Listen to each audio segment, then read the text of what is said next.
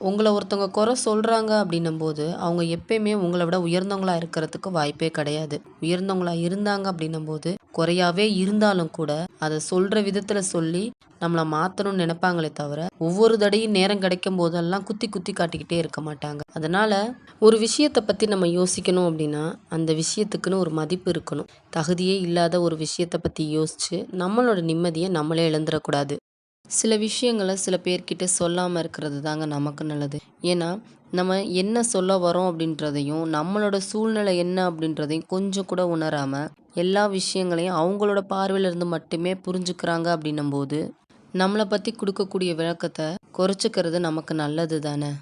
நம்மக்கிட்ட ஒருத்தவங்க பேச வராங்க அப்படின்னும்போது, என்ன பேச வராங்க? எதுக்காக பேச வராங்க? அப்படின்றது தெரியாத அளவா நம்ம அவங்கக்கிட்ட பழகியிருப்போம்.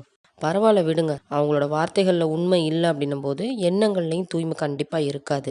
புதுசு வந்துச்சு அப்படின்னா, பழசுக்கு மரியாதை இருக்காது அப்படின்றது உண்ம தானே. அது உறவா இருந்தாலும் சரி, பொருளா இருந்தாலும் சரி. இன்னைக்கு உண்மையான அன்ப அலட்சியப்படுத்துற ஒவ்வொருத்தரும் நிச்சயமா அதே அன்புக்காக ஒரு நாள் ஏங்குவாங்க.